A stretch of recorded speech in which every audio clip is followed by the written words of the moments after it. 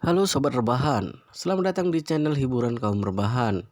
Admin akan berusaha untuk menghibur kalian melalui membacakan sebuah novel yang berjudul The History of Yi Chen. Cerita ini sangat menarik sekali karena Yi Chen ini orang sangat luar biasa, masih muda tapi kemampuannya itu melebihi orang-orang biasa. Tetapi tidak banyak orang yang mengetahui dari kemampuan pemuda ini. Jadi di video ini adalah part ke-61. Di part ke-60 sebelumnya Yi Chen sekarang berada di pengobatan di pasar pengobatan tradisional, bertemu dengan Si Tiangqi, yaitu seorang profesional dalam bidang pengobatan tradisional, dan beliau membuka sebuah klinik kecil bersama cucunya, yaitu cucu yang muda dan cantik. Jadi di sini karena kedatangan Yi Chen dengar dari cucu Si Tiangqi bahwa sudah menolak dua orang yang berubat yang telah membuat kekacauan kepada Yi Chen, maka Yi Chen memberikan hadiah berupa sebutir obat ajaib lagi kepada Si Tiangqi. Nah, kita lanjutkan di part ke-61 ini. Jangan lupa subscribe, like, komen, dan share. Pepatah mengatakan hadiah tidak diberikan secara gratis. Dia hanya menolak Gao Junwei dan Xiao Yiqian saja. Menurutnya ini hanya masalah sepele yang sama sekali tidak layak menerima obat ajaib Yi Chen yang begitu berharga. Tapi Yi Chen tidak peduli. Jika dirinya ingin membuat obat ini, dia bisa membuat ribuan butir dalam sehari. Dia tidak membuat banyak karena barang sedikit lebih berharga. Jadi bukan apa-apa jika menghadiahkan sebutir kepada Si Tiangqi. Maka dia berkata dengan santai, tentu tetua sih, karena kamu ingin berada di sisiku, maka kamu harus tahu jika aku adalah orang yang bisa membedakan penghargaan dan hukuman. Aku merasa kamu melakukan pekerjaan dengan baik. Tentu saja harus kuberi penghargaan dan kamu tidak perlu sungkan kepadaku. Kamu terima saja barang yang aku berikan padamu. Si Tiangqi menangis keras, tersentuh, tangannya segera diletakkan di lantai. Dia berkata sambil bersujud, "Terima kasih Master Yi, terima kasih Master Yi." Chen Xiaojiao yang ada di sampingnya juga ikut bersujud, "Terima kasih Master Yi." Yi Chen tersenyum melihat Chen Xiaojiao dan berkata, "Xiaojiao, angkat kepalamu." Chen Xiaojiao buru-buru mengangkat kepalanya, wajahnya merah sambil menatap Yi Chen dengan malu. Yi Chen melihatnya dan tersenyum ringan. "Jika waktunya sudah tepat, kelak aku juga akan memberimu obat ajaib dan mungkin itu dapat meningkatkan keterampilan medismu." Obat ajaib bagi orang tetua berguna untuk memulihkan fungsi tubuh dan meridian menjadi lebih mudah. Sedangkan jika dikonsumsi oleh orang muda, maka bisa memperkuat tubuh bahkan meningkatkan meridian di dalam tubuh. Pengobatan tradisional sangat mengutamakan energi sejati dan permintaannya sangat tinggi dengan energi sejati di dalam tubuh. Misalnya akupuntur, orang yang energi sejatinya tidak cukup tidak bisa melakukan beberapa metode akupuntur meskipun tahu dengan caranya. Karena alasan inilah kenapa banyak dokter terkenal memiliki tubuh yang kuat. Chen Xianjiao sangat bersemangat ketika mendengarnya sampai air matanya keluar. Si Tiangqi yang ada di samping juga sangat bersemangat dan buru-buru berkata, "Xiaojiao, kamu masih tidak bersujud dan berterima kasih kepada Master Yi." Chen Xianjiao langsung sadar dan segera bersujud dan berkata dengan bersemangat, "Xiaojiao berterima kasih kepada Master Yi." Sewaktu Yi Chen memberikan obat kepada Si Tiangqi di pusat pengobatan masyarakat, Xiao Churan baru tiba di Villa Riverside. Dia menelpon ibunya setelah tiba di pintu gerbang area villa. "Ibu, aku sudah sampai Villa Riverside." "Yang mana villa temanmu?" Manlan langsung menunggu Securan dengan cemas di villa Gao Junwei. Dia segera berkata penuh semangat seketika menerima teleponnya. Di sini adalah area villa elit. Aturannya sangat ketat. Kamu parkirkan mobilmu di luar karena mobil luar tidak bisa masuk. Ibu akan keluar menjemputmu. Baik, Xiao Curan berkata, kalau begitu aku akan menunggumu di pintu gerbang. Manlan menutup teleponnya penuh semangat. Dia segera berkata kepada Xiao Jianwei dan juga Gao Jianjun, ayah Gao Jianwei, Curan sudah sampai. Aku akan keluar menjemputnya. Gao Jianwei berkata menunjuk ke arah bunga mawar dan lilin bentuk hati di depan pintu. Bibi, Anda jangan sampai keceplosan. Aku harap Curan tidak tahu aku ada di sini sebelum masuk. Biarkan dia melihat semua adegan romantis ini begitu masuk. Manan tersenyum lebar dan berkata, aduh, Junwei, kamu tenang saja. Aku tidak akan sampai keceplosan. Gao Jianju, ayah Gao Junwei, tidak bicara sejak tadi, tapi dia sedang memperhatikan Manlan dari atas ke bawah. Meskipun wanita ini sudah tua tapi masih sangat menawan. Di antara orang-orang seusianya, dia termasuk masih menarik. Matanya terlihat serakah menatap Manlan. Dia sedang berpikir dalam hati, jika Yichen datang nanti maka dia akan mengikat ibu dan anak ini, lalu dia akan menikmati Manlan ini. Jika waktunya masih ada, dia bahkan bisa mencoba menikmati Xiao Curan yang muda dan cantik itu. Ketika memikirkan ini, dia berkata sambil tersenyum kepada Manlan, Nyonya Ma, jika Curan bisa bersama dengan Junwei, kita akan menjadi besan kelak. Manlan menatap Gao Jianjun sambil mengangguk dan menyanjung. Presiden Gao, keluarga Xiao kami sangat tersanjung jika bisa berbesan dengan Anda. Gao Jianjun tersenyum dan berkata, Anda Nyonya Ma menjadi penengahnya. Aku pikir kedua anak itu pasti bisa bersama. Manan setuju dan berkata, Presiden Gao, aku setuju denganmu. Kedua anak ini cantik dan tampan sehingga sangat cocok. Kamu jangan khawatir, aku akan membujuk Curan untuk bercerai dengan sampah Yichen itu. Setelah itu, dia buru-buru berkata kepada Gao Junwei, Junwei, kamu jangan salah sangka kepada Curan karena dia sudah menikah. Curan, kami masih suci meskipun sudah menikah dengan Yichen yang tidak berguna itu. Gao Junwei langsung bersemangat. Masih suci? Apakah si Curan masih perawan? Ya Tuhan, benar-benar bagus sekali. Hari ini dia akan mendapatkan securan wanita tercantik di Jinling untuk kali pertamanya. Dia sudah tidak bisa menahan dirinya ketika memikirkan ini. Dia benar-benar ingin segera menghukum securan di tempat. Manlan sedang memikirkan keuntungan yang bisa didapatkan. Dia sama sekali tidak bisa melihat kejahatan yang ada di dalam hati Gao Junwei. Dia lebih tidak tahu jika bahaya besar akan datang. Dia malah berkata sambil tersenyum, aku akan pergi menjemput Curan. Kalian berdua tunggu dulu. Ayah dan anak itu masing-masing memikirkan siasat busuk mereka setelah Manlan keluar.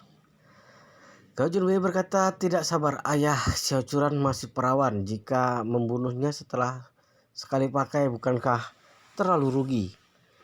Gao Jianjun mendengus. Masalahnya akan selesai jika membunuhnya. Akan menimbulkan masalah jika membiarkannya hidup. Gao Junwei berkata, kita bunuh Manlan Yichen dulu. Kita sekap Xiaocuran di ruang bawah tanah. Bila kita dekap suara jaraknya jauh dari rumah lain, tidak mungkin ada yang tahu. Mata Gao Jianjun menyala dan berkata, maksudmu menahan Xiaocuran untuk waktu yang lama di sini? Benar. Gao Junwei berkata, jika tidak, bukankah wanita secantik itu akan sia-sia? Hati Gao Jianjun bergetar dan dia berkata kepada Gao Junwei, kalau begitu kita bunuh Yichen dulu lalu memakai Manlan dan Xiaocuran. kemudian membunuh Manlan. Sedangkan Syacuran kita kurung di ruang bawah tanah seperti yang kamu katakan. Setiap hari Senin, Rabu, Jumat, dan Minggu menjadi milikmu, Selasa, Kamis, dan Sabtu menjadi milikku. Kau Junwei tercengang, tidak diduga ayahnya punya pikiran ikut ambil bagian dengan Syacuran. Tetapi setelah dia memikirkannya dengan teliti, sepertinya tidak masalah juga, karena jika dirinya membunuh Yichen, maka Manlan juga harus dibunuh. Jika seperti itu, Syacuran pasti akan sangat membenci dirinya. Saat itu dirinya hanya punya dua pilihan, membunuh Syacuran atau mengurung Syacuran untuk dijadikan mainan. Tentu saja jadi mainan, tidak masalah jika bertambah satu orang. Maka dia mengangguk dan berkata kepada Gao Jianjun, "Ayah, aku akan mendengarkan Anda." Gao Jianjun langsung terlihat senang dan berkata sambil tertawa, "Baguslah jika seperti itu." Setelah itu dia mengulurkan pistol hitam dari pinggangnya. Dia memeriksanya untuk terakhir kali sambil tersenyum dingin. "Setelah Yichen datang, aku akan langsung menembaknya untuk membalaskan dendammu." Syacuran masih tidak tahu apa-apa saat ini. Dia menunggu beberapa saat di depan gerbang villa Riverside. Dia melihat ibunya Manlan berjalan cepat ke arahnya. Kemudian Manlan membukakan pintu gerbang itu dan berkata, "Curan, masuklah." Securan segera mendekatinya. Manlan melihat ibunya datang. Securan langsung bertanya, "Ibu, kenapa sebelumnya aku tidak pernah mendengar kamu mengatakan kamu punya kenalan di Villa Riverside?" Villa Riverside terletak di tepi sungai yang Yangtze, kota Jinling, dengan pemandangan tepi sungai dan merupakan salah satu komunitas kelas atas. Orang yang tinggal di sini adalah orang kalangan atas. Jelas ini di luar lingkaran pertemanan Manlan. Manlan berkata sambil tertawa, "Teman lama ibu akhir-akhir ini menghasilkan banyak uang dalam bisnis, lalu membeli villa di sini dan sedang berpikir untuk merenovasinya. Katanya perkiraan biaya renovasi sekitar 8 juta. Ini merupakan proyek besar untukmu, bukan?"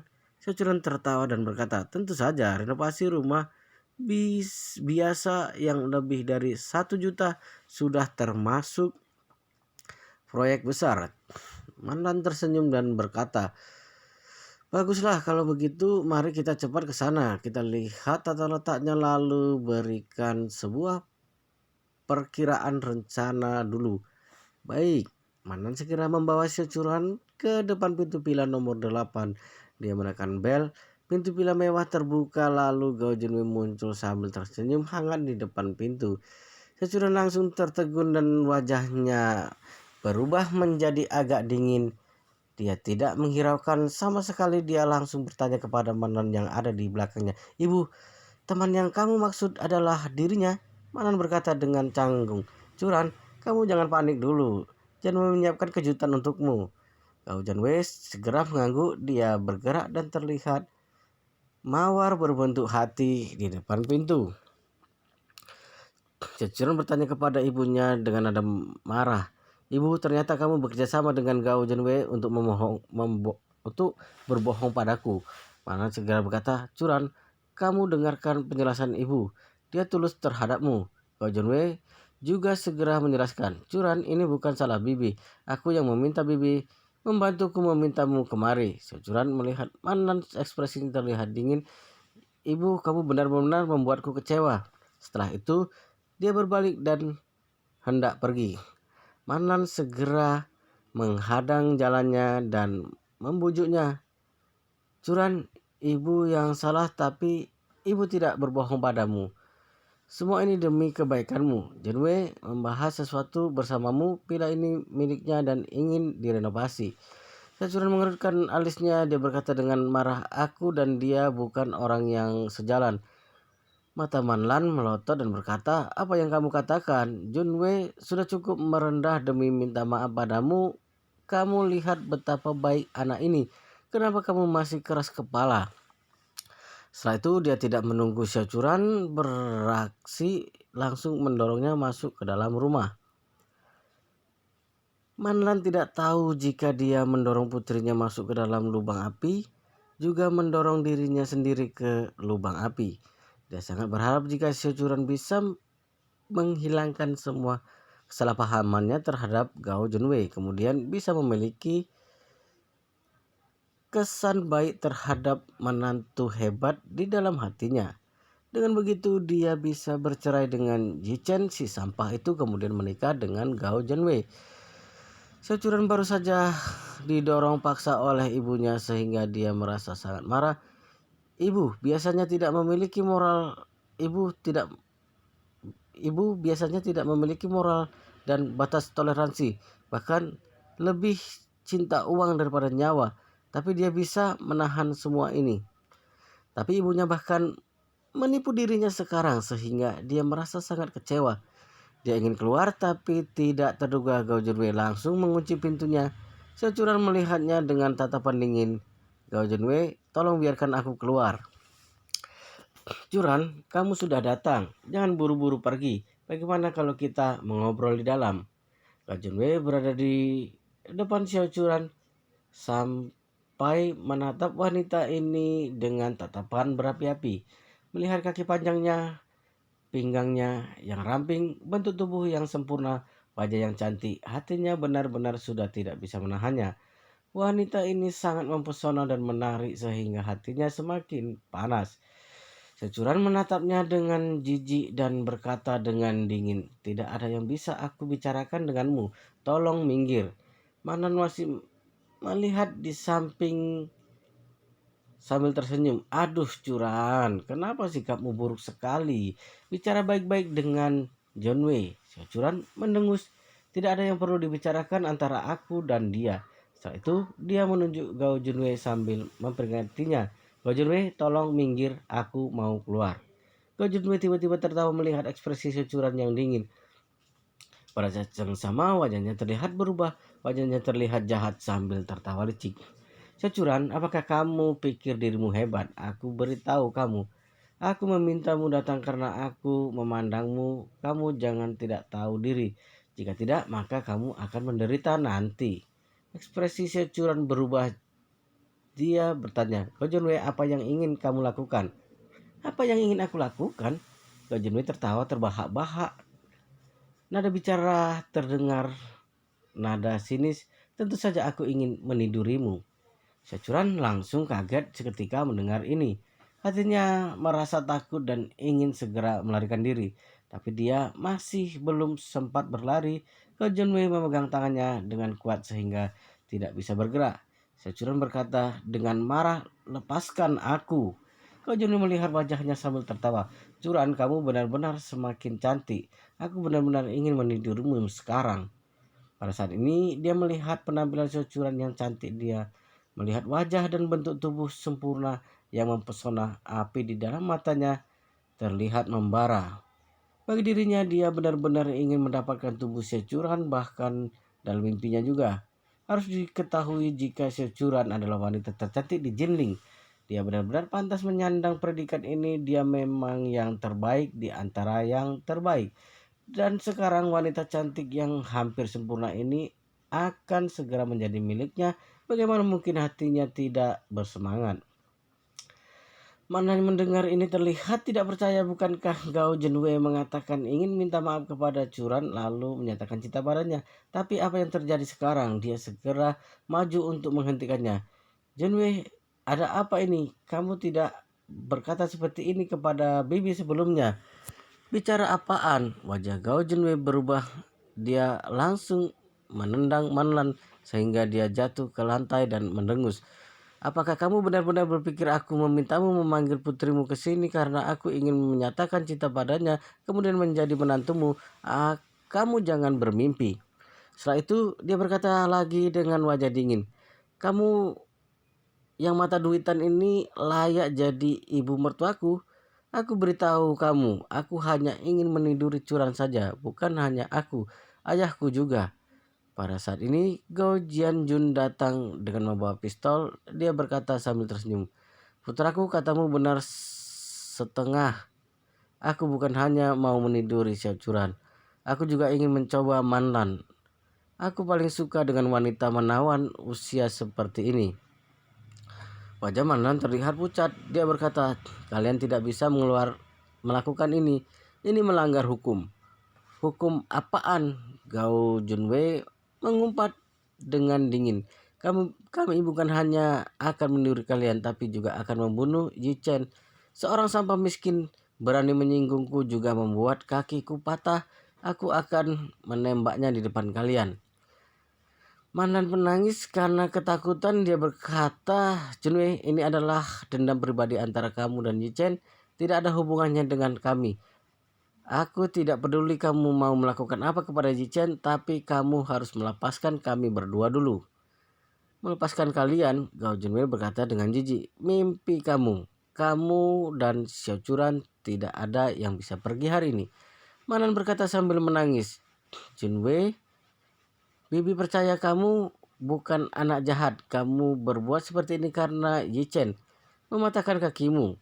Bibi memohon padamu, kamu balas dendam saja pada orang yang mencelakaimu. Kamu lepaskan Bibi dan Curan ya. Aku bukan anak jahat. Gao Junwei tertawa terbahak-bahak dan langsung berjongkok di lantai. Dia melihat wajah Manlan yang ketakutan dan berkata, aku katakan sejujurnya padamu, kecelakaan yang terjadi padamu dan suamimu, Xiao Changkun, adalah perbuatanku. Aku mencari seseorang supir truk sampah dan memberinya uang sebanyak 200.000 yuan, menyuruhnya sengaja menerobos lampu merah dan menabrak BMW Xiao Changkun dan menyebabkan dia menderita paraplegia. Hati Securan sangat marah begitu dia mengatakan kata-kata ini. Dia bertanya, Gao Junwei, kenapa kamu melakukan ini? Kapan orang tuaku menyinggungmu? Gao Junwei bertanya terbahak-bahak dan berkata, orang tuamu tidak menyinggungku, tapi siapa suruh aku menyukaimu? Siapa suruh aku menyukaimu, tapi kamu malah mengabaikan cintaku? Aku menyukaimu, kamu tidak memberiku peluang, maka aku harus menciptakan kesempatan. Setelah itu Gao Junwei berkata lagi, menurutmu jika aku tidak menabrak ayahmu, kemudian meminta dokter Lu merawat luka ayahmu, bagaimana aku bisa meninggalkan kesan baik di hatimu dan akhirnya menidurimu? Ah, Gao Junwei mengatakan ini sambil menghela napas panjang dan berkata, sayang sekali, siapa tahu jika obat ajaib itu tidak berguna dan Yi Chen si sampah muncul. Jika tidak, mungkin kamu sudah menjadi wanitaku sekarang. Semuanya salah Yi Chen, dia merusak semua rencanaku. Dia juga membuangku keluar dari jendela, sehingga aku menjadi lumpuh di usia muda. Aku pasti akan membalasnya dendam ini. Securan berkata dengan marah, Gao Junwei, apakah kamu tidak takut karma? Tidak takut disambar petir? Disambar petir? Gao Junwei tertawa. Baiklah, selama aku bisa meniduri dirimu yang merupakan wanita tercantik di Jinling, aku rela jika Tuhan ingin membunuhku dengan petir. Tapi sebelum itu, kamu biarkan diriku puas dulu.